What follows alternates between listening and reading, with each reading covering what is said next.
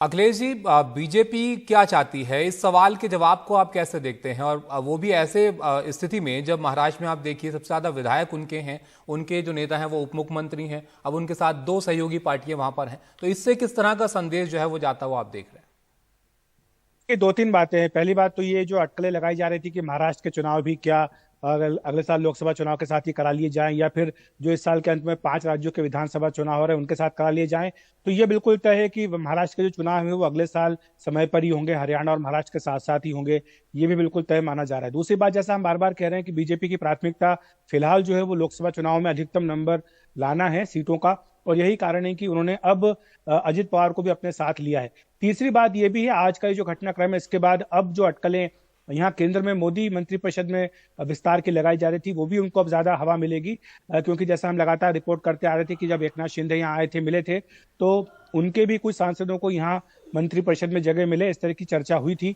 अब जबकि अजित पवार और उनके साथ प्रफुल्ल पटेल भी आपको दिखाई दे रहे हैं, प्रफुल्ल पटेल केंद्र की राजनीति करते हैं, तो अब ये भी सबसे बड़ा सवाल आज पूछा जाएगा कि क्या प्रफुल्ल पटेल केंद्र में मंत्री बनेंगे जब भी यहाँ पर मोदी मंत्रिपरिषद का विस्तार होता है। तो ये सारी बातें हैं, क्योंकि आज के इस घटनाक्रम ने कई सारी संभावनाओं को खोल दिया है। राष्ट्रीय स्तर पर भी हम अगर कह सकते हैं कि जहां तक विपक्षी दलों की खेमाबंदी थी उसको भी एक बड़ा झटका लगा है, और इससे शरद पवार की जो एक भूमिका है वो भी इससे कमजोर होगी, क्योंकि अगर वो ये सोच रहे थे कि उन्हें विपक्षी दलों का कन्वीनर बना दिया जाए, या जो एक कॉमन मिनिमम प्रोग्राम बनाने की बात थी उसका कन्वीनर या उसकी समिति का अध्यक्ष शरद पवार बना दिया जाए, इस तरह की जो चर्चाएं थी उससे भी उनको झटका लगेगा, क्योंकि आज की तारीख में आप कह सकते हैं कि एनसीपी का जो बड़ा हिस्सा है विधायकों का। जी अखिलेश जी, आपके पास आते हैं हम वापस। वेंकटेश जी, इसको आप इसके आगे की संभावनाओं को आप समझाइए। एक मिनट, आप ये प्रतिक्रिया आ रही है प्रफुल्ल पटेल की, वो सुन लेते हैं जी। ऊपर नहीं आ रहा। चलिए दोबारा हम आपको सुनाने की कोशिश करेंगे। वेंकटेश जी, अब आगे की संभावनाएं क्या देखते हैं आप यहां से? क्या केंद्र की राजनीति में वहां पर भी इन लोगों को, जो पार्टियां हैं, इनको शामिल किया जा सकता है अगर लोकसभा चुनाव पर ही यहां पर नजर हम देखें तो? ऐसा है कि जो जैसे कि आप बात कर रहे हैं कि केंद्र में कैबिनेट रिशफल हो जाएगा, 9 महीने के लिए कैबिनेट रिशफल का कोई मायने नहीं होता है। बजट पास हुआ है, अभी सिर्फ 2 सेशन बाकी है, तो ये तो एक पॉलिटिकल मैसेज देने के लिए एक से मोदी जी कर रहे हैं। अगर ये बात सच मानी जाती है कि ये कैबिनेट रिशफल या एक्सपेंशन हो जाएगा, नंबर 1। नंबर 2, महाराष्ट्र में ऐसा है कि ये दूसरे पार्टियों को लेके बीजेपी बढ़ रही है, तो इसके अंदर खतरे हैं। बीजेपी के जो वर्कर है वो कहीं ना कहीं डिमोरलाइज है। जो अभी बात मैं कर रहा था परसों, अभी थोड़ी देर पहले, कि आप एकनाथ शिंदे का चेहरा देखिए स्वेरिंग इन में, कितना कितना बेचैन दिखाई देते हो। तो एनसीपी ये क्रेडिबल फोर्स है देवेंद्र फडणवीस और बीजेपी के लिए। एकनाथ शिंदे का वो फोर्स नहीं है, तो इसके अंदर जो कैलकुलेशंस आगे होंगे, सीट बंटवारा होगा क्या नहीं, वो बहुत ही कॉम्प्लेक्स प्रोसीजर रहेगा। जहां तक शरद पवार की बात है, उन्होंने 80 में जब उन्होंने अपने 55 एमएलए लाए थे, उसके अंदर 50 अंत्योदय ने कांग्रेस ने तोड़े थे, वहां उनकी हो गई। उसके बाद में शरद पवार जी के लिए स्प्लिट और बिल्डिंग द पार्टी ये नया नहीं है। खैर अभी उनकी एज में, अभी तो उनकी उम्र ज्यादा हुई है, लेकिन उस समय तो वो बहुत कंफर्टेबल थे। तो सबसे ज्यादा जो ताज्जुब लग रहा है, जो कि उनके खासम खास आदमी जो उनके बुरे से बुरे वक्त में उनके साथ में रहे, वो अगर यहाँ जाते हैं तो मैं उसको बगावत मानने के लिए तैयार नहीं हूँ। इसके पीछे कुछ ना कुछ तो नया गेम हो सकता है। क्या होगा क्या नहीं होगा कैसा होगा ये नहीं है। तो अभी शरद पवार जी की प्रेस कॉन्फ्रेंस होगी, उसके अंदर क्या होगा वो पता चलेगा।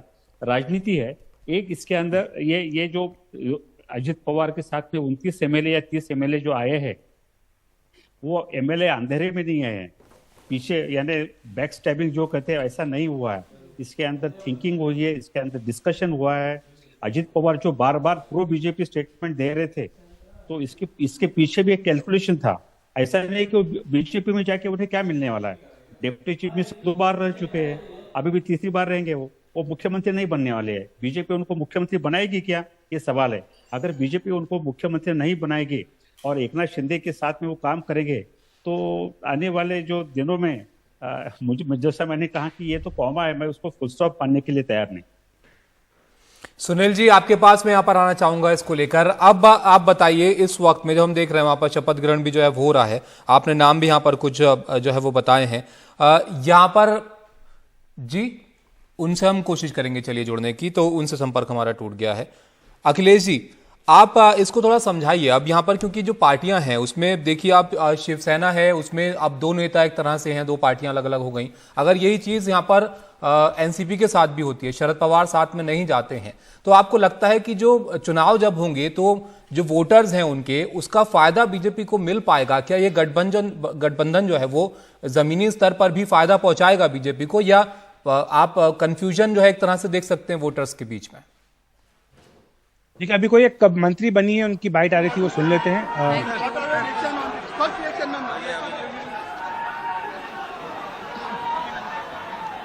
पहली बात तो ये कि बीजेपी लंबे समय तक महाराष्ट्र में शिवसेना के साथ मिलकर चुनाव लड़ती रही है। दोनों ही पार्टियां विधानसभा और लोकसभा का चुनाव साथ लड़ती आई थी एक तय फार्मूले के तहत।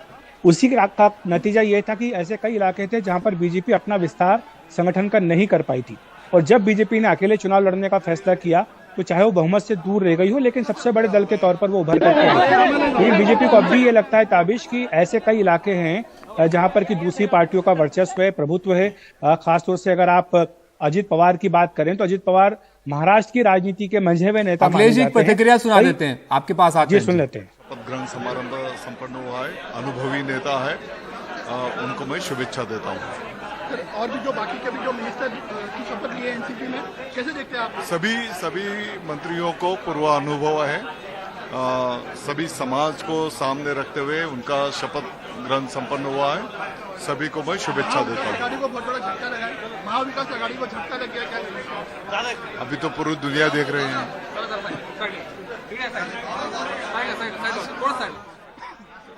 जी अखिलेश जी, तो ये भी है, ताबिश बताना बेहद जरूरी है। मुझे ऐसा लगता है कि शरद पवार और सुप्रिया सुले को छोड़ के बाकी सारे जितने एनसीपी के नेता हैं, एक तरह से वो यहाँ या तो मौजूद थे या फिर उनका समर्थन इसको था। क्योंकि यहाँ पर अब कुछ देर पहले जो है अनिल पाटिल ने भी शपथ ली है, जो कि एनसीपी के प्रदेश अध्यक्ष जयंत पाटिल उनके भाई हैं। छगन भुजबल भी शपथ ले चुके हैं, दिलीप पाटिल भी यहाँ पे शपथ ले चुके हैं, प्रफुल्ल पटेल यहाँ पर मौजूद थे, अजित पवार तो डिप्टी सीएम बन ही चुके हैं। तो ये सारी बातें क्या इशारा कर रही है? और जो बार बार खबरें आ रही हैं कि 53 में से 40 से भी अधिक विधायकों का समर्थन अजित पवार के साथ है, तो ऐसे में फिर शरद पवार के पास बचता क्या है? तो ये भी जो सवाल उठ रहा है बार बार कि ये जो पूरा आज का घटनाक्रम हुआ है, इसमें शरद पवार की सहमति है या नहीं है, इसका जवाब अभी तक नहीं मिला। हालांकि हो सकता है कुछ देर बाद शरद पवार का बयान आए या कोई ट्वीट आए जिसमें वो ये कहें कि वो इससे सहमत नहीं है जो कुछ भी आज यहाँ पर हुआ है। लेकिन एक तरह से पूरी पार्टी का अजित पवार के साथ चले जाना, ये अपने आप में काफी कुछ बताता है कि किस तरह से अजित पवार बहुत ही ताकतवर नेता हैं एनसीपी के, और उन्हें नजरअंदाज करके शायद या उनको किनारे करके शरद पवार ने खुद ही जो है पार्टी में फूट की जो है नींव तैयार कर ली थी। तो ये एक बड़ा इसमें आज का इंडिकेशन मिल रहा है। और अजित पवार एक बार पहले भी ऐसा कर चुके हैं, आप जानते हैं। और जो भी सवाल विजय जी उठा रहे थे, वेंकटेश जी उठा रहे थे कि क्या अजित पवार को बीजेपी मुख्यमंत्री बनाएगी, जाहिर सी बात है कि नहीं बनाएगी, क्योंकि एकनाथ शिंदे पहले से ही वहां पर हैं। एकनाथ शिंदे के पास विधायकों की संख्या भी ज्यादा है, और एकनाथ सर हिंदी में बोल दीजिए सर एक बार हिंदी में। आपके साथ है, सरकार किस तरह से चलाएंगे? सर हिंदी में बोल दीजिए। मुख्यमंत्री और दो मुख्यमंत्री आपकी पार्टी की डबल इंजन वाला सरकार मोदी जी के नेतृत्व में चल रहा था, इसको अभी ट्रिपल इंजन मिल गया है। ये बुलेट ट्रेन की गति से भागेगा। सीएम साहेब विरोधकांना मोठा धक्का आहे का? विरोधकांना धक्का आहे की शॉक आहे? सर्वांगीण विकास के लिए मैं अजित पवार और उनके सभी सहयोगी उनका स्वागत करता हूं। निश्चित रूप से उनके अनुभव का भी सरकार को फायदा होगा, जनता को फायदा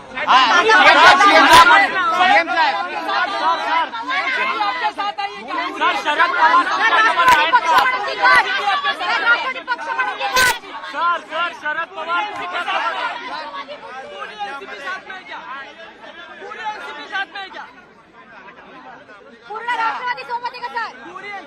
काम करत नाही। राज्याचा विकास ज्या वेगाने सुरू आहे, त्यामुळे विकासाला साथ बात भी ले लिया अजीत दादा ने।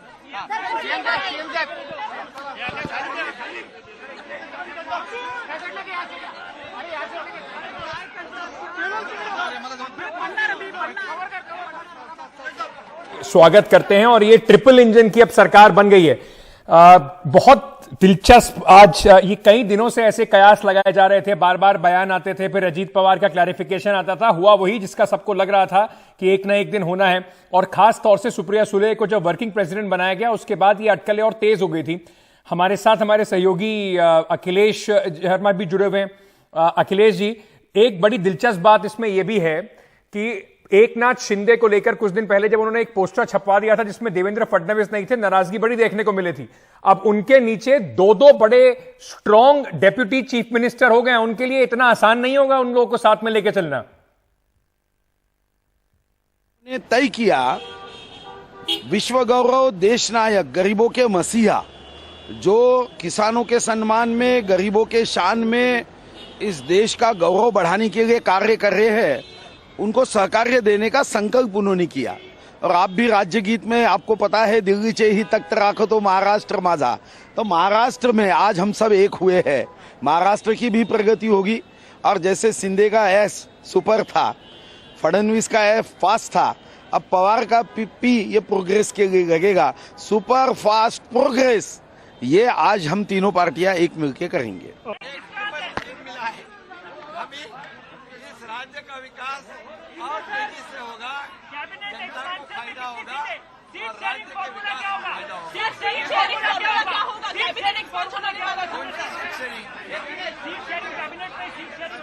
अरे अभी बहुत टाइम बाकी है।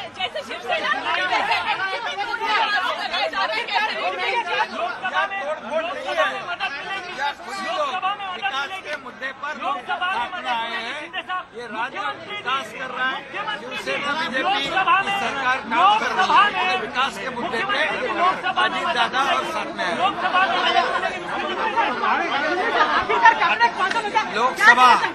लोकसभा के चुनाव में अभी पिछली बार 4-5 सीटें उनको मिली थी, अभी उतनी भी रख पाए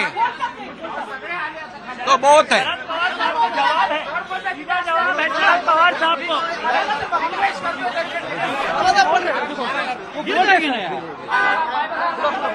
वो बात कर रहे हैं और कॉन्फिडेंस से भरपूर इस वक्त एकनाथ शिंदे, जो उनकी पार्टी का उनके बाहर जाने के बाद हाल हुआ था। दिल्ली में भी ये पैटर्न लागू होगा। एनसीपी के जो सांसद हैं दिल्ली में, राज्यसभा में या लोकसभा में, क्या वो भी सरकार के साथ आएंगे? चलिए, तो ये रिएक्शन जो आ रहे हैं, अभी हमने आपको सुनवाए थे। संकेत हमारे सहयोगी भी हमारे साथ जुड़े हुए हैं। संकेत, मुझे याद है जब ये शिवसेना टूटी थी और बाहर निकल के आए थे एकनाथ शिंदे, तो बड़ी अटकलें चली थी। और ये तब ये कहा गया था कि शरद पवार ने कहा था कि देखिए दिक्कत यह है कि आप अपनी पार्टी साथ में नहीं रख पाए। आज महाराष्ट्र की पॉलिटिक्स में, देश की राजनीति में एक चाणक्य के तौर पर, एक सबसे ज्यादा चतुर पॉलिटिशियन के तौर पर देखे जाने वाले शरद पवार कम से कम इस वक्त अलग थलग दिखाई पड़ रहे हैं। वही उनके साथ भी हो गया। हाँ, बिल्कुल हो गया है। और ऐसे में मतलब ये उनके लिए बहुत ही एक क्या बोले, एक शर्मनाक सी स्थिति हो गई कि उनकी अपनी एनसीपी, जिस पर एक बार पहले भी प्रहार हुआ था, आपको याद होगा 2019 में भी ये अजीत पवार, और बाय द वे एक और बात बताएं, ये अजीत पवार ने तीसरी बार ओथ ली है डिप्टी चीफ मिनिस्टर पद की, और वो भी पिछले 5 साल के कार्यकाल में। एक बार ली जब देवेंद्र फडणवीस मुख्यमंत्री थे, वो डिप्टी सीएम वो महज 80 घंटे के लिए ही बन पाए। उसके बाद वो बने उद्धव ठाकरे के डिप्टी चीफ मिनिस्टर, फिर वो सरकार भी चली गई जब शिवसेना टूट गई, और अब वो फिर डिप्टी चीफ मिनिस्टर बने हैं। 5 साल के अंदर अंदर 3 बार 3 अलग अलग मुख्यमंत्रियों के लिए अजीत पवार का डिप्टी चीफ मिनिस्टर बनना, ये अपने आप में एक अजीब सी दास्तान प्रस्तुत करता है भारतीय राजनीति की। अब इसके मायने क्या निकाले जाए? सबसे पहला और मूल प्रश्न ये है कि इसकी जरूरत क्यों आन पड़ी, और वो भी खास तौर से जब सुप्रीम कोर्ट ने स्पीकर के ऊपर ये फैसला छोड़ दिया। देखिए, ये शुरू कहां से हुआ अंकित? ये शुरू इस तरीके से हुआ था कि अगर सुप्रीम कोर्ट के फैसले के बाद शिवसेना शिंदे गुट के कुछ विधायक अगर डिस्क्वालीफाई हो जाते, तो ऐसे में भारतीय जनता पार्टी को महाराष्ट्र में सरकार चलाने के लिए कुछ और विधायकों की जरूरत पड़ती, ताकि सरकार ना चली जाए। तो उस चक्कर में ये बातचीत शुरू हुई। अब ये सारा फैसला स्पीकर के पास है। स्पीकर ने अभी तक एकनाथ शिंदे गुट के जो शिवसेना के जो विधायक हैं उन पर फैसला नहीं लिया है। ऐसे में अजीत पवार भी आ गए, और अगर वो 41 विधायक लेकर के आते हैं तो ये एक बहुत ही आप ये समझ लें मजबूत गठबंधन हो गया है। भारतीय जनता पार्टी इसमें सबसे बड़ी दल, और उसके बाद शिंदे गुट है, और अब अजीत पवार गुट है। 180 पार हो जाएंगे उनके विधायक अगर इसी फॉर्मूले के हिसाब से वो चलते रहे। दूसरी चीज ये है कि इसकी जरूरत इसलिए महसूस हुई कि एक तरफ आप देख रहे हैं कि सबसे बड़ा और प्रभावी विपक्षी एकता का कदम अब तक विपक्ष में उठा है। उसमें लगातार एक मीटिंग हो गई पटना में, एक और बेंगलुरु में होनी है, उसको लेकर के प्रयासरत है विपक्षी दल। वो सोच रहे हैं कि एक मुहिम छिड़ेगी, मजबूती 2024 में मजबूती से मोदी को मुकाबला देंगे। ऐसे में जो चाणक्य, जो शब्द आपने प्रयोग किया, शरद पवार जिनको राजनीति का चाणक्य माना जाता है, उनकी ही पार्टी में सेंध लगा देना एक संदेश मात्र है विपक्ष के लिए, और विपक्ष के पक्ष में जो लोग सोच रहे हैं उनके लिए कि ये अपना घर तो संभाल नहीं पाए, ये विपक्षी एकता क्या संभालेंगे। अब देखना ये होगा कि ये जितनी कार्रवाई हुई है इसका असर 2024 में क्या होगा। और एक और बड़ी चीज होने वाली है अभी, केंद्र की जो कैबिनेट है उसका विस्तार होने जा रहा है। तो यहां तो एक विस्तार हुआ शिंदे की कैबिनेट का, और अभी आपने यहां पर बैठे हुए देखा प्रफुल्ल पटेल को। तो क्या प्रफुल्ल पटेल भी केंद्र की सरकार में, नरेंद्र मोदी की सरकार में कैबिनेट मंत्री बन सकते हैं? इसकी बड़ी हवा उड़ी हुई, क्योंकि अगर ऐसा होगा तो आप ये मान लीजिए कि सीधा सीधा एक दो फाड़ एनसीपी में भारतीय जनता पार्टी कर देगी। इसका असर क्या होगा 2024 में, और ये जो राजनीति के चाणक्य माने जाने वाले शरद पवार इसको किस तरीके से देखेंगे और कैसे इससे लड़ेंगे, और विपक्षी एकता में उनकी क्या भूमिका होगी। महाराष्ट्र की महाभारत जो 2019 से चल रही है वो अभी भी आगे जारी। लेकिन संकेत, इसके जैसे आप बता रहे हैं विपक्ष, इसका 2024 पे क्या असर होगा वो भी बड़ा दिलचस्प होगा देखने के। लेकिन अभी से जो बिसात है महाराष्ट्र की वो इस तरीके से बिछने लगी है। जब ऑपोजिशन यूनिटी की बात हो रही थी तो सबसे ज्यादा लड़ाई इस बात की थी, और लोग बार बार कह रहे थे देखिए कांग्रेस सारी 44 सीटों के ऊपर सर्वे करा रही है, क्या किस तरीके से सीटों का बंटवारा होगा। इस पूरे खेल में फिलहाल अगर देखा जाए तो महाराष्ट्र के अंदर विपक्ष के तौर पर अब कांग्रेस पार्टी रह गई है। बाकी क्योंकि एनसीपी का एक छोटा सा छिटका धड़ा जो शरद पवार के साथ है वो, और उसके साथ साथ शिवसेना उद्धव ठाकरे का जो छोटा सा एक धड़ा है, तो कुल मिलाकर विपक्ष के तौर पर अब सीधी लड़ाई जो एक तरफ विपक्ष को इकट्ठा करके नरेंद्र मोदी के लिए के खिलाफ होने वाली है महाराष्ट्र में, अब वो कांग्रेस बनाम कहें अगर अभी के तौर पर तो एनसीपी, अजीत पवार, शिवसेना और बीजेपी सारी मिलकर होगी। मैं तो यूं कहूंगा अंकित, ये ब्लेसिंग इन डिस्गाइज हो गई कांग्रेस पार्टी की। बिल्कुल, क्योंकि महाराष्ट्र विकास अघाड़ी में जहां पर यह माना जा रहा था केंद्र लेवल पर कि कांग्रेस अपनी मनमानी छोड़े, कांग्रेस पार्टी जो है वो बिग ब्रदर एटीट्यूड छोड़े, कांग्रेस पार्टी जो है वो इतनी मजबूत नहीं है जितना अपने आप को बनते हैं, बहुत ज्यादा ले लेते हैं फिर डिलीवर नहीं करते हैं। अगर आप महाराष्ट्र का उदाहरण लें तो यहां पर शिवसेना छिटक गई, एनसीपी टूट गई, एक अकेली जैसे कि आप बता रहे कांग्रेस ही है। अब जैसी भी है वो छोटी सी, लेकिन वो नहीं टूटी है अभी तक। मैं अभी तक इसलिए जोड़ रहा हूं क्योंकि इस महाराष्ट्र की महाभारत में पता नहीं आगे क्या क्या होगा। दो बड़ी विपक्षी पार्टियां जो हैं महाराष्ट्र विकास अघाड़ी की वो टूट गई, लेकिन कांग्रेस अब अगली जो विपक्षी एकता की मीटिंग होगी उसमें ये बात बोल सकती है कि भाई पहले आप अपना तो घर संभालिए, हमारा तो जैसा था छोटा सा 5 रुपए का ताजमहल वो तो अभी भी वैसा ही है, वो तो नहीं टूटा, आपके किले ढह गए। लेकिन संकेत यहाँ पर ये तो साफ यहाँ पर दिख रहा है कि एनसीपी के लिए, विपक्ष के लिए एक बड़ा झटका यहाँ पर ये हो गया अजीत पवार का इस तरह से आना। लेकिन बीजेपी के नजरिए से अगर हम देखें इसको तो ये ट्रिपल इंजन जो अब उनका हो गया है, ये आने वाले चुनावों में आप इसके क्या नफा नुकसान देखते हैं? क्योंकि इतने लोगों को, दो पार्टियों के लोग इनके पास अब आ जाएंगे, इनको कैसे ये एडजस्ट कर पाएंगे? देवेंद्र फडणवीस की क्या भूमिका होगी? नहीं, ये तो देखिए अभी बहुत कोई ये अज्यूम कर लेना कि ये ट्रिपल इंजन से 2024 में बड़ा बेनिफिट मिल जाएगा, ये बहुत जल्दी है। राजनीति बहुत जल्दी जल्दी पलटती है और किसी को पता नहीं चलता है। एक माहौल बनता हुआ दिखता है। लेकिन फिर भी उसमें एकदम अनुमान सटीक लगा लेना बहुत मुश्किल है। तो हम ये नहीं कह सकते हैं कि सिर्फ इसलिए कि अजीत पवार यहाँ पर छगन भुजबल और 9 और जनों के साथ आ गए तो उसका 2024 में कुछ एकदम बड़ा जबरदस्त रूप दिखाई देगा, या फिर 2019 के अक्टूबर में जो महाराष्ट्र के चुनाव होंगे उसमें एक बहुत अलग रूप दिखाई देगा। हो सकता है शरद पवार बूढ़े जरूर हो गए हैं, लेकिन शरद पवार और उद्धव ठाकरे लगातार उनकी तरफ से ये बयान आ रहे हैं कि हम करेंगे, दोबारा डट कर लड़ेंगे। अब वो कितना प्रभावी रूप से लड़ पाएंगे, ये सब वही मैं बोल रहा हूं ना, ये किसने सोचा था कि सुबह 5 बजे ओथ टेकिंग सेरेमनी होगी अजीत पवार की? ये किसने सोचा था? फिर किसने ये सोचा था कि 80 घंटे बाद वो वापस आ जाएंगे? किसने सोचा था कि फिर वो डिप्टी चीफ मिनिस्टर बन जाएंगे उद्धव ठाकरे की? और फिर किसने सोचा था कि ये दिन आ जाएगा? तो महाराष्ट्र की राजनीति में इतनी उठापटक हो चुकी है कि अभी भी मतलब आप सिर्फ यही कह सकते हैं कि अभी आगे आगे और देखिए कि क्या होता है। पार्टी है और जिस तरीके से उनका पूरा कार्यक्रम चला है, और 24 से पहले उन्हें महाराष्ट्र में एक बड़ा राज्य है, उसमें लोकसभा की बहुत सारी सीटें हैं, तो उन सब के तौर को देखते हुए बीजेपी को अभी एक, जिसे अंग्रेजी में कहते हैं, शॉट इन द आर्म जरूर हुआ है। अखिलेश जी, जैसे अभी हम लोग बात कर रहे थे कि प्रफुल्ल पटेल वहां खड़े बैठे दिखाई पड़े, प्रफुल्ल पटेल जो कि शरद पवार के बेहद करीबियों में जाने जाते थे। मुझे याद है अभी जब मैं महाराष्ट्र गया था, जब शिवसेना, जब एनसीपी में शरद पवार ने इस्तीफा दे दिया था और पूरा जो खेल चला, कई सारी बातें उसमें भी कही गई कि शरद पवार ने कैसे एक बार फिर से अजीत पवार को जो कहते हैं कि शतरंज में शहमात का खेल में उन्हें हरा दिया। इस बार जो बाजी है वो अजीत पवार के हाथ में है। लेकिन क्या प्रफुल्ल पटेल के एक प्रबल दावेदार हैं? अब यूनियन कैबिनेट का जब एक्सपेंशन होगा, पहले भी कैबिनेट मंत्री रहे हैं यूपीए में, तो क्या उनको भी मौका वहां दिया जा सकता है? क्योंकि उनका आना उन्हें कहीं ना कहीं तो एडजस्ट करना ही होगा, बड़े नेता है। निश्चित तौर पर इसके लिए भी खैर फिलहाल इंतजार थोड़ा करना होगा कि जब मोदी मंत्रिपरिषद का विस्तार होता है, फेरबदल होता है, तब क्या होता है। क्योंकि जहां तक हमारी जानकारी थी, कम से कम ये तय था कि एकनाथ शिंदे की जो शिवसेना है उससे जरूर कुछ मंत्री यहाँ पर मोदी मंत्रिमंडल में बनाए जाएंगे।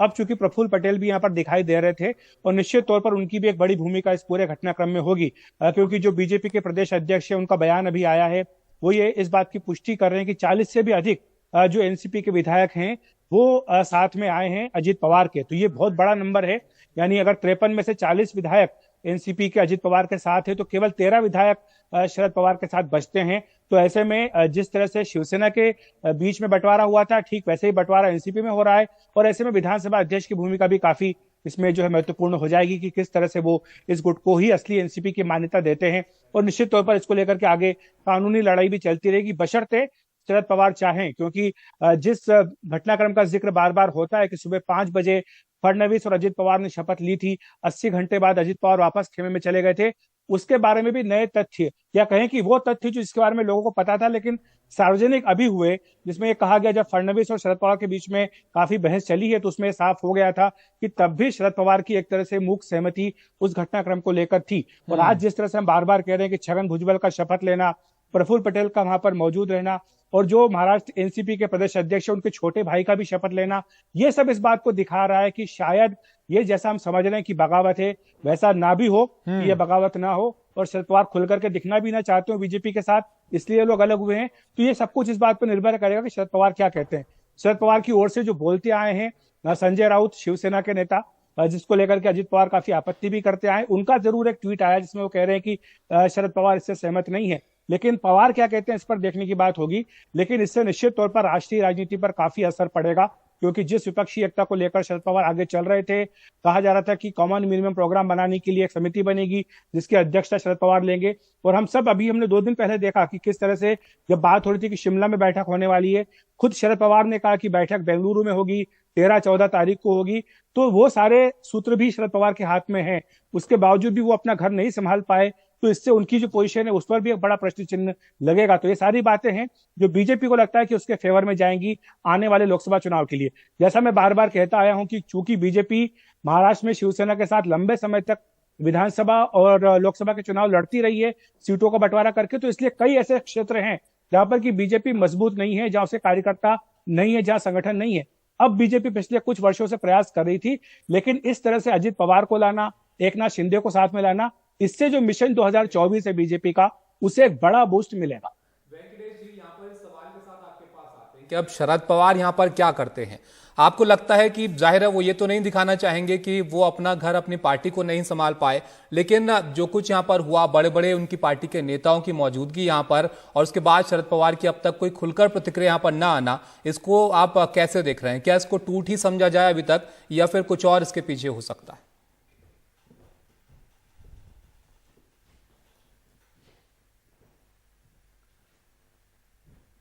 मुझे लगता है वेंकटेश जी तक हमारी आवाज नहीं पहुंच रही है। दोबारा एक बार कोशिश करेंगे उनसे बात करने की। पर जैसे अखिलेश कह रहे थे ताबिश कि कई इलाके ऐसे हैं जहां पर भारतीय जनता पार्टी की महाराष्ट्र की राजनीति में ये बड़ा कमाल की बात है, 4 प्रिंसिपल प्लेयर्स यानी कि शिवसेना, कांग्रेस, एनसीपी और बीजेपी, और इन सबके अपने अपने गढ़ हैं। जैसे कि जो अजीत पवार अभी आपको बैठे दिखाई पड़ रहे हैं, बारामती का अगर इलाका देखा जाए, विदर्भ का अगर इलाका देखा जाए, तो वहां पर एनसीपी की एक बड़ी पकड़ है।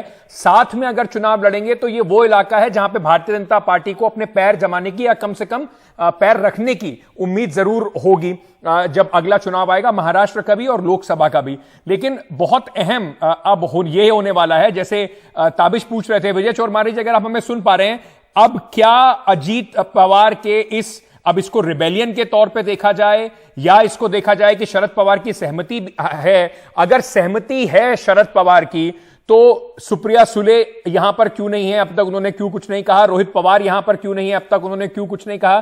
तो और शरद पवार ने अभी तक कुछ कहा नहीं है, तो इसको किस तरीके से देखा जाए? अब तक की जो घटनाएं घड़ी उससे तो मुझे अजीत पवार रिबेलियन ही दिखते हैं। चाहे उसमें शरद पवार के लॉयलिस्ट बहुत सारे लोग हैं, तब ये रिबेलियन ही दिखते हैं। और मुझे लगता है शरद पवार इससे सहमत नहीं होंगे, क्योंकि पहले भी शरद पवार ने बार बार क्लियर किया है कि हमारे पार्टी के कुछ लोग बीजेपी के साथ जाना चाहते हैं, मगर हमारी पार्टी नहीं जाएगी। मगर देखना जाएगा, मैं शुरू में बात कर रहा था कि और कुछ घंटे जब तक का शरद पवार का आधिकारिक बयान नहीं आता तब तक हमें राह देखनी चाहिए। दूसरी बात, एक बात आते अखिलेश की क्लियर मैं करेक्ट करना चाहता हूँ, जो अनिल पाटिल विधायक है जिन्होंने मंत्री पद की शपथ लिए, उनसे वो जयंत पाटिल के जुड़वा भाई जैसे दिखते हैं, मगर वो उनके भाई नहीं है। जयंत पाटिल सांगली के इस्लामपुर से है और ये अनिल पाटिल जलगांव जिले खानदेश से अमलनेर से है। वो दिखते हैं जयंत पाटिल जैसे, मगर उनका कोई वास्ता नहीं है। तो जयंत पाटिल अभी है उनके साथ माना जाए? नहीं, हाँ, जयंत पाटिल शरद पवार के साथ है। जो अनिल पाटिल, अखिलेश बता रहे, अनिल पाटिल जो अजीत पवार के साथ शपथ लिए वो जयंत पाटिल के भाई है, मगर वो भाई नहीं है, वो अलग, वो दोनों अलग अलग जगह के। जयंत पवार वेस्टर्न महाराष्ट्र से है और ये अनिल पाटिल खानदेश से है। जी चलिए, तो ये भी चलिए आपने साफ कर दिया यहाँ पर। तो अभी ये देखना होगा कि क्या प्रतिक्रिया यहाँ पर शरद पवार की तरफ से आती है। लेकिन जो अपडेट यहाँ पर आ रहे हैं वो हम आपको लगातार यहाँ दिखा रहे हैं। तस्वीरें हमने आपको दिखाई, एनसीपी के बड़े नेता अब यहाँ पर जो है वो बीजेपी के साथ नजर आ रहे हैं।